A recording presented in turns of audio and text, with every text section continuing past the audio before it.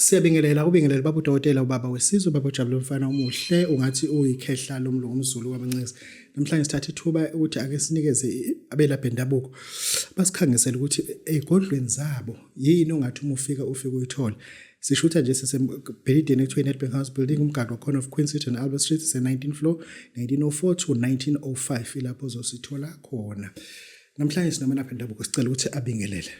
Baba ngiyabingelela ngibonge ithuba obingelela uvuyo emalibeni wethu ofilandi khona sakubonga namathonga umuntu omdala ngibonge ithuba yebo khehle aligugu khehle lutho baba lugugu futhi nomsebenzi wala usozwa guga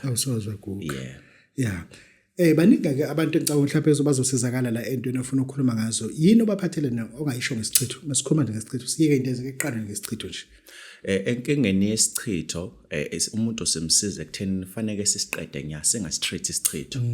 ngoba ngenkathi silokho sisinesa engenkathi la khona umonakalo uba mkhulu kumuntu ngoba kuba ngazuthi kuba kuhle manje kanti kusasa sekuzokonakala kakhulu khona umuntu ongalala ubusuku nemini uncinzelwa umzimba isichitho siveza ngendlela ezahlukene kuchitheka amabhizinisi kuchitheka imoto uyabathe uthatha unkosikazi uyabala enkosikazi usuzwa lobola kahlanu abahlali izingane ziyachitheka ziyaphuphuma ziyadlula emhlabeni seyifikile mhlambe seyiqede no matric seyigraduateile izingane zidlula emhlabeni kuchitheka kwengxenye yempilo yomuntu so silapha ke sisiqeda nya ayina nokuthi siyastreet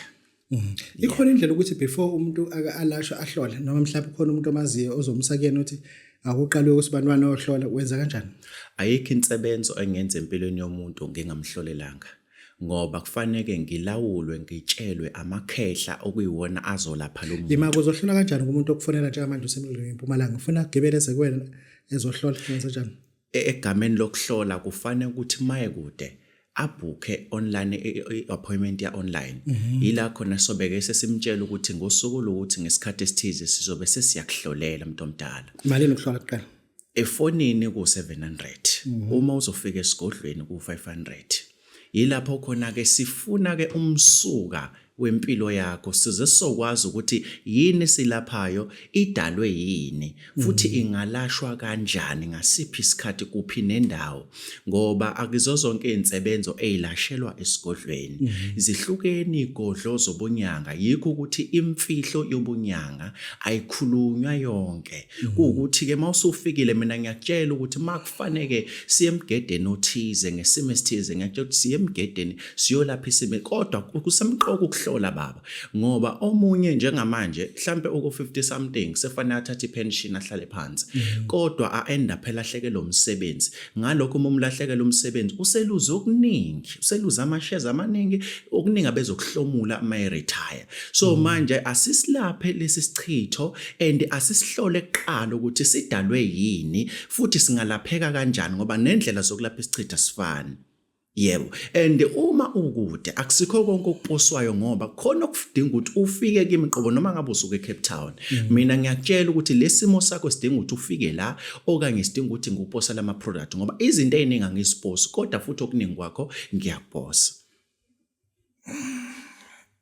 khona uphondo nalo uphondo baba liqondene namaphanta ngifuna nje into umuntu ozamayo amaphanta umuntu omdala ngikhanda impande ehlala ophondweni ngokomthetho akusiluphondo olushintsha nolugenerator ibusiness lomuntu kodwa uhlobo lempande olugcinwa nolufukanyelwa ophondweni oluphakamisa umuntu ngoba kunomuntu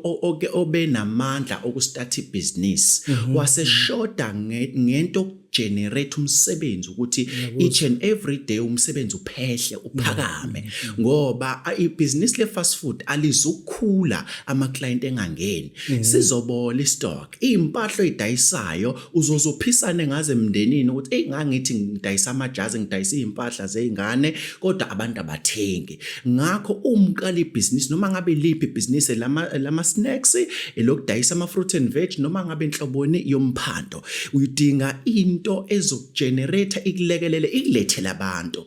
so kubalekile ukuthi uma uphanda umphando thize ngifonela ubhuke ngoba kunesimo ke ukuhamba together uphondo nesigubhu kulokho ukuhamba together angekupose kodwa lolu phondo lihamba lodwa liyapose kunesigubhu futhi esihamba sodwa siyapose uthi mawusufonile bese ngiyakuhlukanisela ukuthi ke lokhu kuqondene nomuntu kanje lokhu kuqondene nomuntu kanje bese uba khona udinga ukuthi ufike mina ngoba kunosiko efanele siqale silenze lokho ukuhamba together ongahlukaniswa ngoba usiko lwakhona mangahighlightela nje kancane luthi lapho lesi sigubhu suhlobo lobulili obuthize lolu phondo luhlobo lobulili obuthize ngokukhandwa kwempande egcinwe phakathi ezolekelela uhlobo lebhizinisi olukhulu nakhona.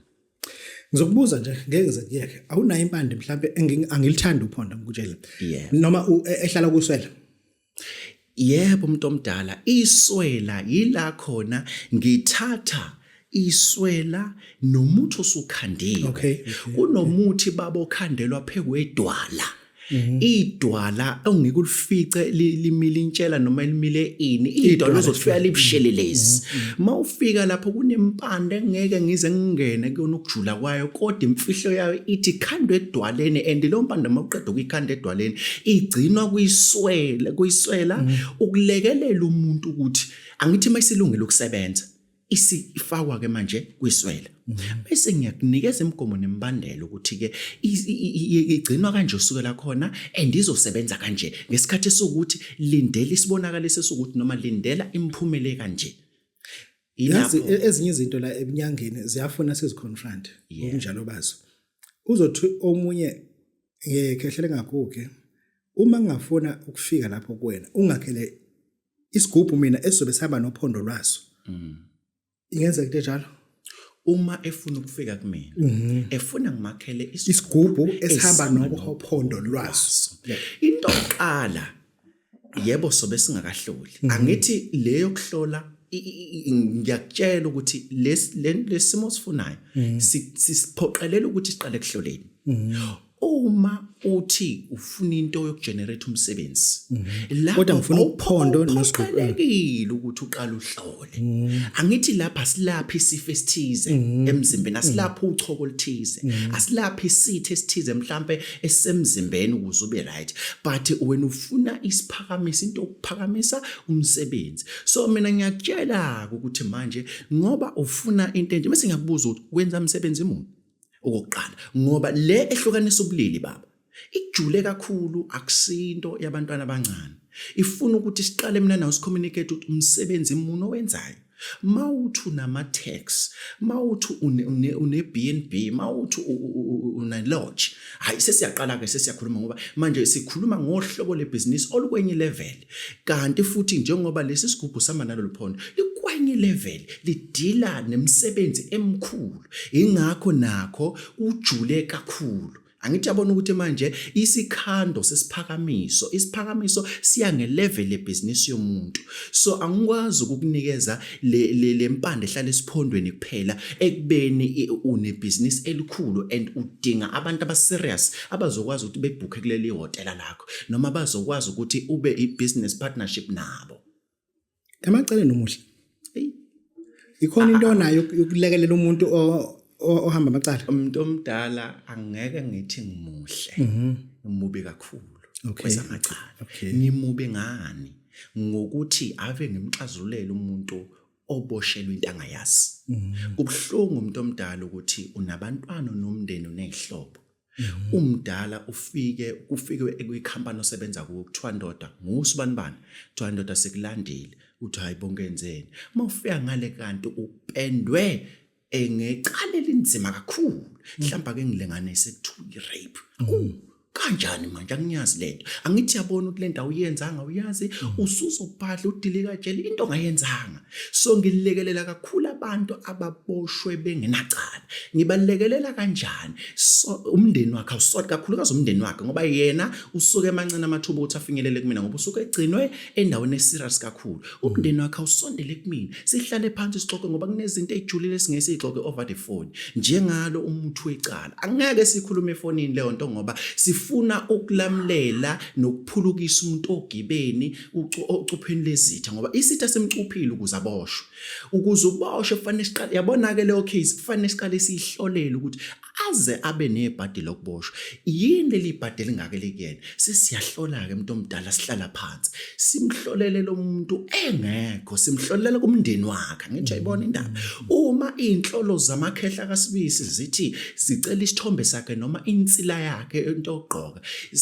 kwenziwa njalo futhi ngoba umuntu uma sohlola umuntu ongekho kuba nezinamathizithize ngabe kuzofuneka isithombe ngabe kuzofuneka into ogqoka simese ke senza imkhuba yokumqaqa kulezi ayibopha boshwe kuzona ngoba ezevalelwe uke waqala wahlaselwa isithi sitha samhlasela ngenzeka simkhandele samvusela into emgaqweni noma samvusela into ethunene edala elingaziwe noma samvusela into phansi kwewa noma emgedeni othize ukuthi definitely lento mayiqamba ivuka ikhuluma yena uzo-attackwa ngalabo mthetho eattackelwa into angayenzanga so nathi ngakho kufanele sihlole sobona ukuthi lento ihlanganiswe ngane nani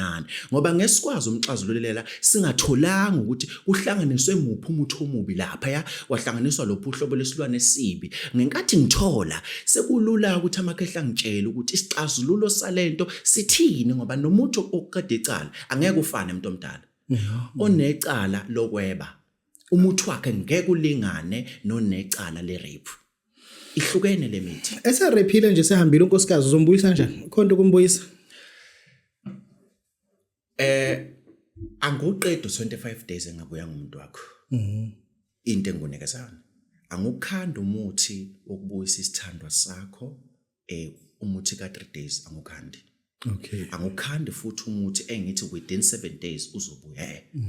but in less than 25 days ngenkathi uqala usebenza namhla siyaqala siyacount usuku lokuqala kuthi kubheke esukwini le 3 weeks nje 3 weeks nje ugcwele la into siyasebenza usiyabuya lo muntu into uzombona engena nemthwalo engakaza afona